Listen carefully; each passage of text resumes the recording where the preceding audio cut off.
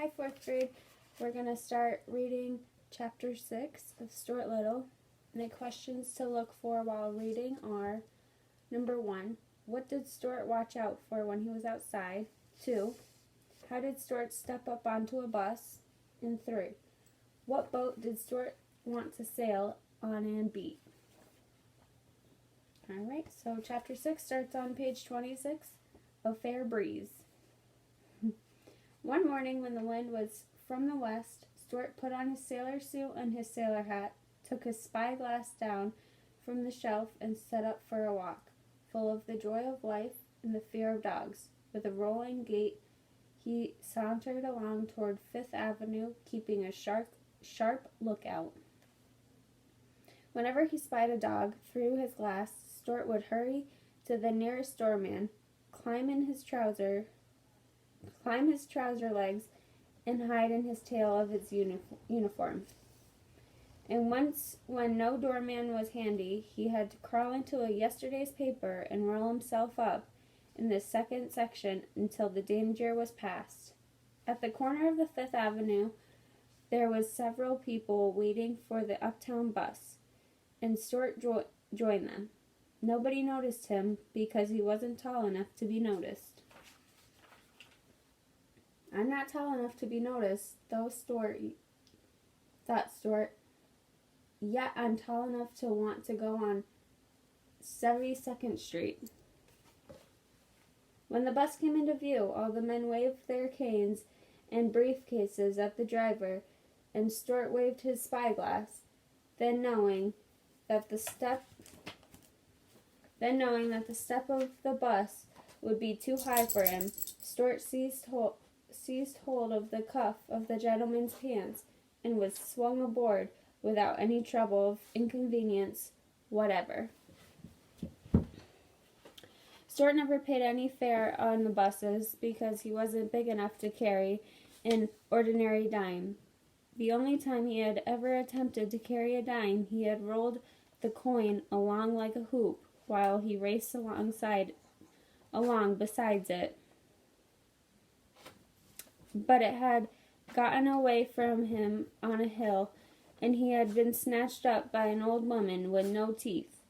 After that experience, Stuart contented himself with the tiny coins which his father made for him out of tinfoil. They were handsome little things, although rather hard to see without putting on your spectacles. When the conductor came around to collect the fares, Stuart fished in his purse, and pulled out a coin no bigger than an eye of a grasshopper. "What's that you're offering me?" said the conductor. "It's one of my dimes," said Stuart. "It is now," said the conductor. "Well, I'd have a fine time explaining that to the bus company. Why you're no bigger than a dime yourself." "Yes, I am," replied Stuart angrily. "I'm more than twice as big as a dime. A dime only comes up to here on me." And Stuart pointed to his hip. "Furthermore," he added, "I didn't come on this bus to be insulted." "I beg pardon?" Said the conductor. "You'll have to forgive me, for I had no idea that in all the world there was such a small sailor." "Live and learn," muttered Stuart tartly, putting his change purse back into his pocket. When the bus stopped at 72nd Street, Stuart jumped out and hurried across to the sailboat pond in Central Park. Over the pond, the west wind blew, and into the teeth of the west wind sailed the sloops and the schooners, their rails well down, their wet decks gleaming. The owners, boys, and grown men raced around the clement shores, hoping to arrive at the other side in time to keep the boats from bumping. Some of the toy boats were not as small as you might think, for when you got close to them, they found that the man-mast was taller than a man's head, and that they were beautifully made with everything shipshape and ready for sea. To Stuart, they seemed enormous, and he hoped he had been able to get aboard one of them and sail away to the far corners of the pond. He was an adventurous little fellow, and he loved the feel of the breeze in his face, and the cry of the gulls overhead, and the heave of the great swell under him. As he sat cross-legged on the wall that surrounds the pond, gazing out of the ships through his spyglass, Stuart noticed that the boat that seemed to him finer and prouder than any others, her name was Wasp. She was a big black schooner flying the American flag. She had a clipper bow, and on her foredeck was mounted a 3-inch cannon. She's the ship for me, thought Stuart, and the next time she sailed in, he ran over to where she thought she was being turned around. Excuse me, sir, said Stuart to the man who was turning her. But are you the owner of the schooner, Wasp? I am, replied the man, surprised to be addressed by a mouse in a sailor suit. I'm looking for a berth in a good ship, continued Stuart, and I thought perhaps you might sign me on. I'm strong and I'm quick. Are you sober? Asked the owner of the Wasp. I do my work, said Stuart crisply. The man looked sharply at him. He couldn't help admiring the trim appearance and bold manner of his diminutive, seer-filling character. Well, he said at length, pointing the poor prow of the Wasp out toward the center of the pond, I'll tell you what I'll do with you. You see the big racing sloop out there? I do, said Stuart. That's the Lillian B. Warmrath, said the man, and I hate her with all my heart. Then so do I, cried Stuart, loyally. I hate her because she is always bumping into my boat, continued the man, and because her owner is a lazy boy who doesn't understand sailing, and who hardly knows a squall from a squid, or a jib from a jibe, cried Stuart, or a luff from a leech, bellowed the man, or a deck from a dock, screamed Stuart, or a mast from a mist, yelled the man. But hold on now, no more of this. I'll tell you what we'll do. The Lillian B. Warmrath was always been able to beat the Wasp sailing, but I believe that if my schooner were properly handled, it would be a different story. Nobody knows how I suffer, standing here on the shore, helpless, watching the Wasp blunder along, when all she needs is a steady hand on her helm. So, my young friend, I'll let you sail the Wasp across the pond and back, and if you can beat the Dustville sloop, I'll give you a regular job. Ay, sir, said Stuart, swinging himself aboard the schooner and taking his place at the wheel. Ready about? One moment, said the man. Do you mind telling me how you propose to beat the other boat? I intend to crack on more sail, said Stuart. Not in my boat, thank you, replied the man quickly. I don't want you capsizing in a squall. Well then, said Stuart, I'll catch up the slope board on and rake her with fire from my forward gun. Foul means, said the man. I want this to be a boat race, not a naval engagement. Well then, said Stuart cheerfully, I'll sail the Wasp straight and true, and let the Lillian B. Warmrath go yelling all over the pond. Bravo, cried the man, and good luck go with you. And so saying, he let go of the Wasp's prow. A puff of air bellied out of the schooner's head sails, and she paid off and filed away on the port track, heeling gratefully over to the breeze, while Stuart twirled twirled her wheel, and braced himself against a deck cleat.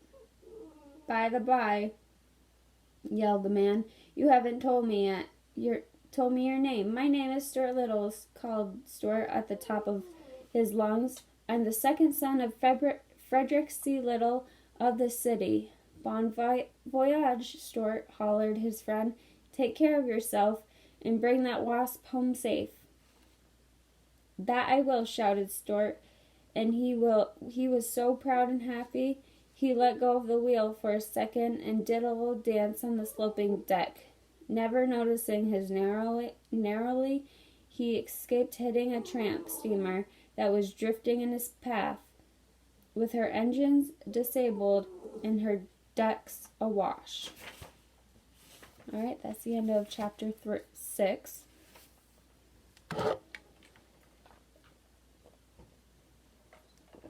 We're on chapter 7, and that is the sailboat race. So you want to look for the questions. 1. What accident happened at the beginning of the race? 2. What did the policeman cause? 3. What caused the crash between the boats? And 4. Why did Stuart win? Alright, so page 36. The sailboat race. When the people in Central Park learned that one of the toy sailboats was being steered by a mouse in the sailor's suit, they all came running. Soon the shores of the pond were so crowded that a policeman was sent from headquarters to announce that everybody will have to stop pushing, but nobody did. People in New York like to push each other. The most exciting person of all was the boy who owned the Lillian B. Warmrath. He was a fat, sulky boy of 12 named Leroy. He wore a blue serge suit and white necktie stained with orange juice. "Come back here," he called to Stuart. "Come back here and get on my boat. I want you to steer my boat. I'll pay you $5 a week, and you can have every Thursday afternoon off, and a radio in your room." "I thank you for your kind offer," replied Stuart, "but I am happy aboard the Wasp, happier than I have ever been before in all my life." And with that, he spun the wheel over smartly and headed his schooner down toward the starting line, where Leroy was turning his boat around by poking it with a long stick, ready for the start of the race. "I'll be the referee," said the man in the bright green suit. "Is the Wasp ready?" "Ready, sir," shouted Stuart, touching his hat. "Is the Lillian B. Warmrath ready?" asked the referee. "Sure, I'm ready," said Leroy. "To the north end of the pond and back again," shouted the referee. "On your mark, get set, go!" "Go!" cried the people along the shore. "Go!" cried the owner of the Wasp. "Go!" yelled the policeman. And away went the two boats for the north end of the pond, while the seagulls wheeled and cried overhead, and the taxicabs tooted and honked from 72nd Street, and the west wind had come halfway across America to get to the Central Park, sang and whistled in the rigging, and blew spray across the decks, stinging Stuart's cheeks with tiny fragments of flying peanut shells tossed up from the foamy deep. "This is the life for me," Stuart murmured to himself. "What a ship, what a day, what a race."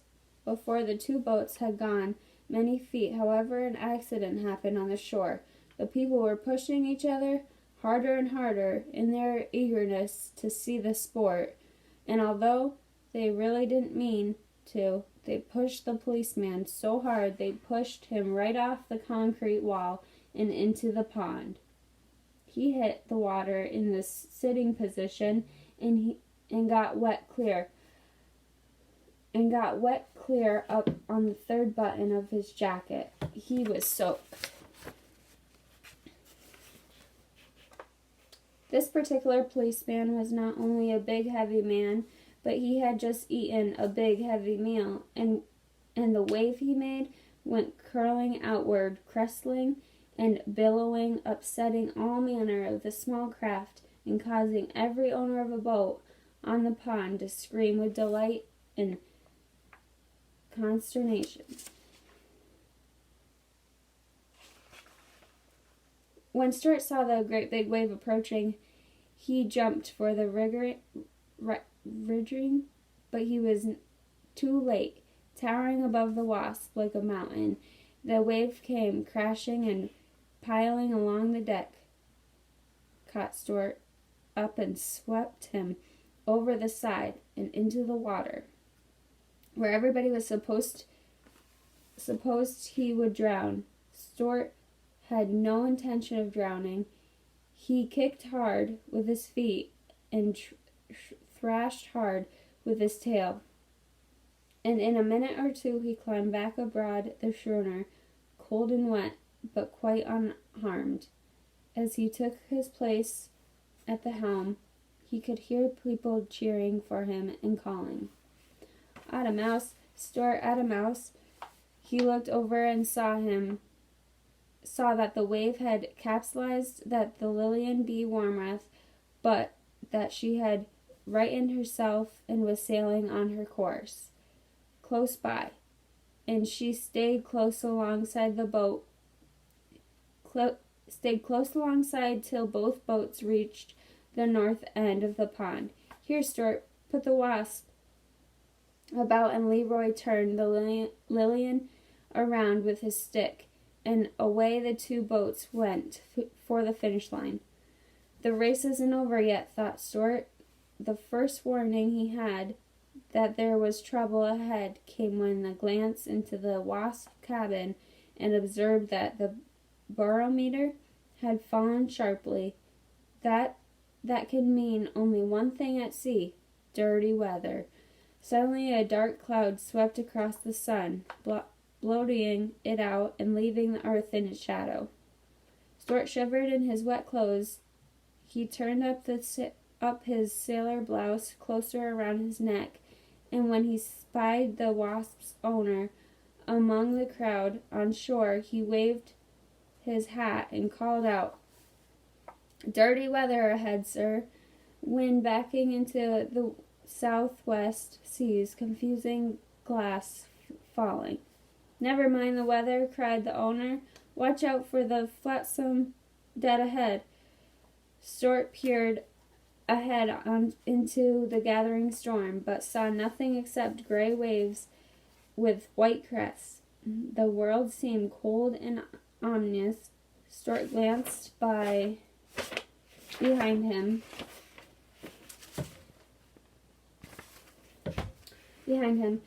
There came the sloop boiling along fast, rolling up a bow wave and gaining steadily.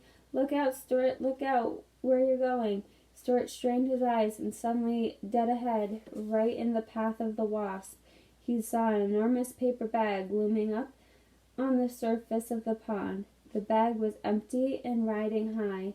It's open and gasping wide like the mouth of a cave. Stuart spun the wheel over, but it was too late. The Wasp drove her bowsprit straight into the bag, and with a fearful whoosh, the schooner slowed down and came up into the wind with all sails flapping. Just at the moment, Stuart heard a splintering crash, saw the bow of the Lilian's plow through his rigging, and felt the whole ship tremble from stem to stern in the force of the collision. "A collision!" shouted the crowd on shore. In a jiffy the two boats were in a terrible tangle. Little boys on shore screamed and danced up and down. Meanwhile the paper bag sprang a leak and began to fill. The Wasp couldn't move, because of the bag, the Lillian B. Warmrath couldn't move because her nose was stuck in the wasp's rigging. Waving his arms, Stuart ran forward and fired off his gun. Then he heard above the other voices on shore, the voices of the owner of the wasps yelling directions and telling him what to do. Stuart, Stuart, down jib, down stay sail. Stuart jumped for the high yards, and the jib and the forestaysail came rippling down. Cut away the paper bags, roared the owner. Stuart whipped out his pocket knife and slashed away bravely at the sagging bag until he had the deck cleared. Now back your foresails and give her a full screamed the owner of the Wasp. Stuart grabbed the foresail boom and pulled with all his might. Slowly the schooner paid off and began to gather headway. And as she heeled over to the breeze, she rolled her rail out from underneath the Lillian's nose, shook herself free, and stood away to the southward. A loud cheer went up from the bank. Stuart sprang to the wheel and answered it. Then he looked back, and to his great joy, he perceived that the Lillian had gone off in the wind direction and was yawning all over the pond. Straight and true sailed the Wasp, with Stuart at the helm. After she had crossed the finish line, Stuart brought her alongside the wall and was taken ashore and highly praised for his fine seamanship and daring. The owner was delighted and said it was the happiest day of his life. He introduced himself to Stuart, and that the private life he was Dr. Paul Carey, a surgeon dentist. He said model boats were his hobby, and that he would be delighted to have Stuart take command of his vessel at any time. Everybody shook hands with Stuart, everybody, that is, except the policeman, who was too wet and mad to shake hands with a mouse. When Stuart got home that night, his brother George asked where he had been all day. "Oh, knocking around town," replied Stuart. All right, that's the end of the chapter. So answer your questions, and we'll give you the answers. Bye.